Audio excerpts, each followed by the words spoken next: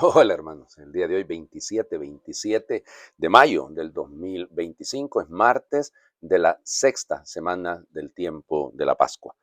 Bueno, se nos está acabando el tiempo de la Pascua, yo lo sigo insistiendo, hay que prepararnos bien para la solemnidad de Pentecostés y la fiesta de la Ascensión del Señor, que en algunos lugares se va a celebrar pasado mañana, porque es jueves, efectivamente son los 40 días, pero en muchas partes, aquí por ejemplo entre nosotros y casi en toda Latinoamérica, se va a celebrar el domingo, porque para facilitar la afluencia de fieles a la celebración.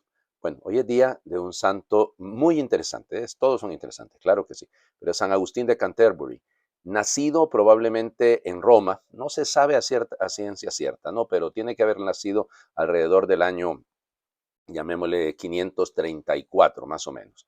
Bueno, ¿qué es lo que sabemos con respecto a la vida de él? Él fue formado en uno de los monasterios donde precisamente el futuro papa Gregorio I, él fundó ese monasterio y ahí fue donde él, el monasterio de San Andrés, ahí fue formado él.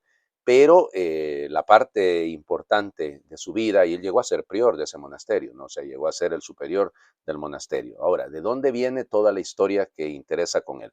Resulta ser que el Papa, antes de ser efectivamente el Papa Gregorio Magno, Gregorio I, Gregorio Magno, había visto en el mercado en Roma que estaban vendiendo esclavos y de esos esclavos que estaban vendiendo eran anglos, eran ingleses, pues.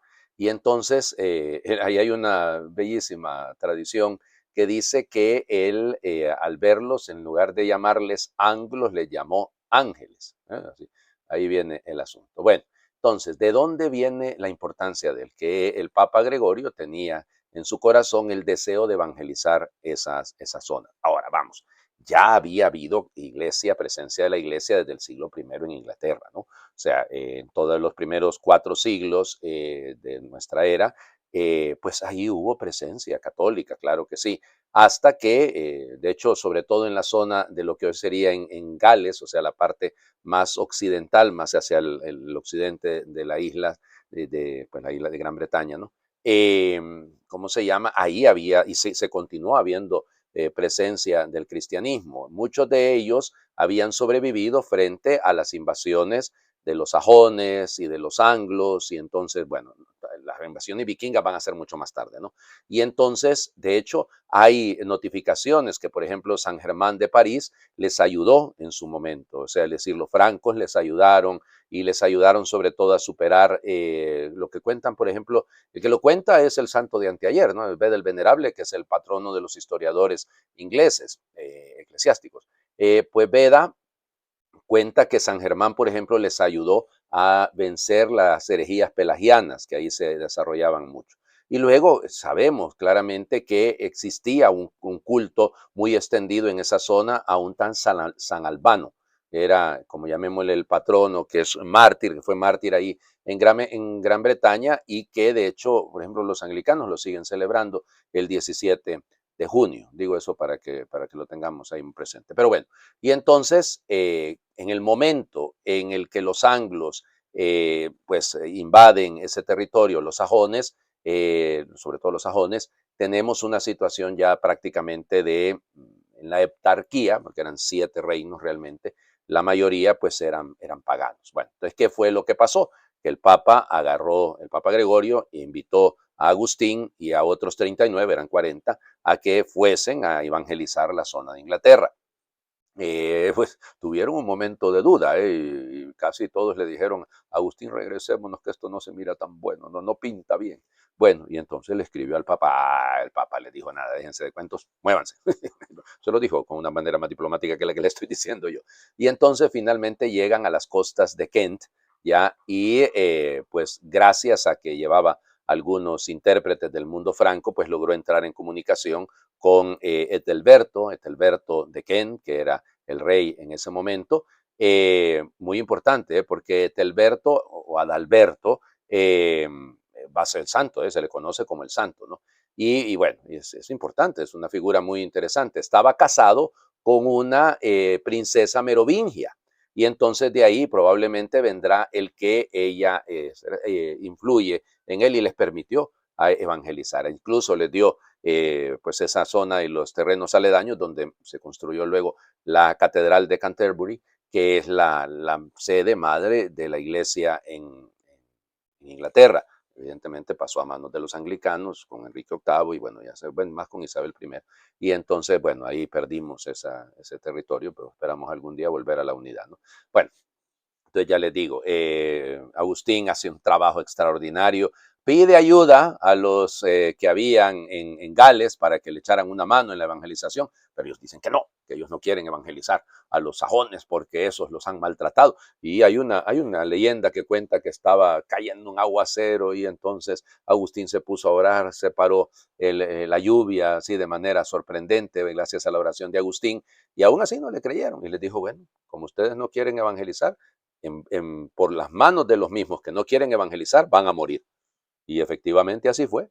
Resulta ser que los sajones acabaron con todos ellos más adelante. Pero bueno, ya les digo, el Papa, al enterarse de toda la información, pues le nombra, se le ordena arzobispo, tiene que ir a Arles, en Francia, para eso, regresa y le da plena potestad del Papa como primado de Inglaterra, y entonces él va colocando ahí, por ejemplo, crea la diócesis de Londres y coloca a uno de sus discípulos que se llamaba Melitón, así se llamaba este primer discípulo, o algunos le conocen Mellito o Melito, que es el primer arzobispo ahí en Londres, perdón. Bueno, ya les digo, un trabajo muy bello, y claro, al inicio había sus reticencias, ¿no? Había sus dudas, había su crisis, pero se fue dando cuenta que la gracia de Dios le acompañaba. A veces, fíjense, el problema no es el reto, la dificultad, el dolor, ¿ya? Sino el miedo. El miedo, o sea, nos creamos unas ideas bueno, de repente eso es lo que más nos retiene. Tenemos que aprender a confiar en el Señor, ¿no? Bueno, él muere el 26 de mayo del año 604 ahí en Canterbury, y bueno, es una de sus fiestas, ¿no? Bello, San Agustín de Canterbury, hay que rezar mucho por la unidad, sobre todo con los hermanos anglicanos. Vamos, seguimos. Libro de los Hechos de los Apóstoles, las peripecias de Pablo, ahora ya en Filipos. Entonces, capítulo 16, versículos del 22 al 34. En aquellos días la gente de la ciudad de Filipos se alborotó contra Pablo y Silas, y los magistrados ordenaron que los desnudaran y los azotaran. Después de azotarlos mucho, los metieron en la cárcel y le ordenaron al carcelero que los vigilara bien. Siguiendo esta orden, él los metió en el calabozo de más adentro y les aseguró los pies en el cepo. A eso de la medianoche, Pablo y Silas estaban en oración cantando himnos al Señor, y los otros presos los escuchaban. De pronto sobrevino un temblor tan violento que se sacudieron los cimientos de la cárcel. Las puertas se abrieron de golpe y a todos se les soltaron las cadenas. El carcelero se despertó y, al ver las puertas de la cárcel abiertas de par en par, pensó que los presos se habían fugado y sacó su espada para matarse. Pero entonces Pablo le gritó: no te hagas ningún daño, que aquí estamos todos. El carcelero pidió una lámpara, se precipitó hacia adentro y, temblando, se arrojó a los pies de Pablo y Silas. Después los sacó de allí y les preguntó: ¿qué debo hacer para salvarme? Ellos le contestaron: cree en el Señor Jesús y te salvarás tú y tu familia. Y les explicaron la palabra del Señor a él y a todos los de su casa. El carcelero se los llevó aparte, y en aquella misma hora de la noche les lavó las heridas, y enseguida se bautizó él con todos los suyos. Después los invitó a su casa, les preparó la mesa y celebraron una fiesta familiar por haber creído en Dios. Palabra de Dios. Te alabamos, Señor. Bueno, vamos por partes, ¿ok? Primer punto. Primer punto. Ayer habíamos leído el éxito en la casa de Lidia, de Pablo, y que se quede en esa casa, pero ahora, ya les digo, de un día a otro, digámoslo así, cambian las cosas, ¿no? Los azotaron mucho.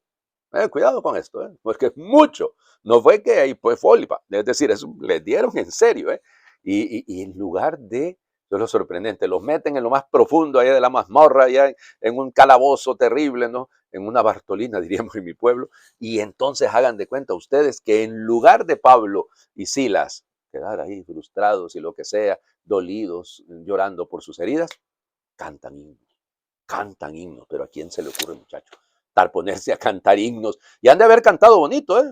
Supongo que Silas era buen cantor, porque los presos los escuchaban. El temblor, bueno, en esa zona tiembla un montón, ¿no? Vamos, pero es un acto milagroso, pero vamos, entendámoslo así, ¿no? En esa zona, por favor, ¿no? La zona de Grecia, ustedes ya lo saben, es increíblemente sísmica, ¿no? Bueno, esa zona de Macedonia. Pero igual, hagan de cuenta, terrible aquello, ¿no? Y si aquel ya se iba a matar porque la deshonra que venía detrás de esto. Pero baja inmediatamente cuando Pablo le dice: no, pues aquí estamos todos. baja, se postra delante de Pablo y le dice, ¿qué tengo que hacer para salvarme? Fíjense ustedes, venimos desde el capítulo 2 con lo mismo. ¿Qué debo hacer, Señor? ¿Qué debo hacer? ¿Qué debemos hacer, hermanos? Fíjense, todo es un asunto de actuar, no es un asunto de sentir, no es un asunto de decir, es un asunto de hacer. Y esto es fundamental en nuestro seguimiento del Señor. Ya, eso es lo que tenemos que hacer, no lo que predicamos, lo que decimos, bien bonito, discursazo por acá, homilita por allá, charlita por el otro lado. No, no, lo que hacemos, lo que hacemos. Y bueno, claro, otra conversión de una familia entera, ya se fijaron. Qué bonito, ¿no? Ayer era la familia de Lida, hoy es la familia de este carcelero que se convierte toda y se bautiza toda y hasta terminan haciendo una fiesta. Qué bonito, ¿no? Piénsenlo, o sea, cómo del sufrimiento, de un dolor, de una crisis, puede venir una oportunidad. Yo le sigo insistiendo en esto cuando hablábamos de San Agustín de Canterbury. Sí, claro, el miedo a lo desconocido, el miedo al futuro, el miedo, sí, sí, claro, nos puede paralizar. Pero aquí de repente lo que está detrás, si es una cosa bella, es más bien un grito de esperanza, ¿no? Vamos al Evangelio. Siempre Juan, capítulo 16, versículos del 5 al 11. En aquel tiempo Jesús dijo a sus discípulos, me voy ya al que me envió. Y ninguno de ustedes me pregunta, ¿a dónde vas? Es que su corazón se ha llenado de tristeza porque les he dicho estas cosas. Sin embargo, es cierto lo que les digo. Les conviene que me vaya, porque si no me voy, no vendrá a ustedes el Consolador. En cambio, si me voy, yo se lo enviaré. Y cuando Él venga, establecerá la culpabilidad del mundo en materia de pecado, de justicia y de juicio. De pecado porque ellos no han creído en mí. De justicia porque me voy al Padre y ya no me verán ustedes. De juicio porque el príncipe de este mundo ya está condenado. Palabra del Señor. Gloria a ti, Señor Jesús. Bueno, sigue la despedida, la tristeza. Jesús dice, ninguno me pregunta dónde vas, pero sí ya les preguntaron. Pero le preguntó Pedro, capítulo 13, no le pregunta, ¿a dónde vas, Señor? No, a donde yo voy ahorita no me puedes seguir, me seguirás más tarde, ¿se acuerdan? Bueno, y también le ha preguntado Felipe, es que no sabemos a dónde va, Señor, ¿cómo podemos conocer el camino? O sea, sí lo ha habido. Entonces ustedes dirán, ¿por qué Juan, habiendo relatado en los capítulos anteriores, 13 y 14, que sí le habían preguntado, por qué aquí lo dice? Porque el tono ha cambiado. Allá eran las preguntas hechas en el marco de la última cena, en el marco de la cena pascual. Aquí ya son las preguntas hechas, o Jesús dice, no me están preguntando porque claro, el nivel de profundidad del dolor es todavía mayor. Y van entendiendo que no se trata necesariamente de un lugar en específico a donde va el Señor Jesús, sino se trata de una partida al Padre. Les conviene que me vaya, porque si no me voy, no les enviaré. Vuelve a aparecer el tema del Consolador. Ayer nos decía el Espíritu de la verdad. Bueno, ok, la verdad que libera. Aquí ya nos dice directamente el Consolador, solo le llama el Parácletos. No le da ninguna otra sección. Si ayer era pedir el espíritu de la fortaleza que nace de la verdad, es decir, todos vamos a ser fuertes mientras mantengamos la verdad, mientras digamos la verdad. Eso la fortaleza vendrá de ahí siempre, ¿no? Pero bueno, aquí es el consuelo porque este espíritu va a establecer, el espíritu tiene un don de justicia, llamémosle así. Ese es el don de la justicia. Y por eso podríamos terminar diciendo más bien es un fruto del Espíritu Santo. Pero aquí, claro, porque va a establecer la culpabilidad del mundo, si el Espíritu Santo nos hace reconocer dónde no está Dios. Y por eso es en materia de pecado, la hamartía, en griego, ¿no? El pecado que me aleja de Dios, pues sí, hombre, sí, sí, es una decisión mía, ¿no? Así como el espíritu de la verdad me lleva a la libertad para hacer el bien, que es lo que tengo que hacer, ahora aquí tenemos que preguntarnos y cuestionarnos, ¿no? O sea, de repente yo con mi pecado lo único que estoy haciendo es cometiendo una injusticia. Padre, ¿por qué le hago algo mal a los demás? Sí, pero sobre todo porque en este caso la injusticia, recuérdense que la justicia, la mishpah en el mundo hebreo, ya el sentido de la justicia es hacer lo que Dios hace conmigo, con los demás, ¿no? Y ahí entonces, si yo no he hecho lo correcto, hombre, estoy faltándole a Dios, estoy siendo incorrecto con el Señor, y eso es donde nace el problema. Bueno, igual, y eso es el juicio, porque el juicio realmente, en última instancia, es condenar al maligno, es hacer descubrir que el mal no tiene la última palabra. Y por eso el Espíritu nos alienta a nosotros que vivimos momentos de dificultad, de crisis, de lucha, que no, el mal ya está vencido. El mal ya está vencido. El juicio realmente es sobre el que ha actuado mal, sobre el diablo y sobre aquellos que lamentablemente con nuestro pecado, con nuestras injusticias, estamos actuando contra Dios. Les invito a hacer oración. Jesús, a veces me siento solo, se alejan las personas que más quiero, no tengo más remedio que dejar los caminos de siempre, porque la vida me lleva por senderos nuevos. ¿Cuánto me cuesta cambiar, Señor? No quiero avanzar por miedo a perder lo que tengo, pero hay una luz que me atrae, tu luz, y una voz que me dice, no tengas miedo, no te pares. Necesito sentir, o al menos saber que me acompañas. Quiero emprender contigo la aventura de vivir cada día con la confianza de que tú nunca defraudas al que confía en ti y procura seguir tus caminos.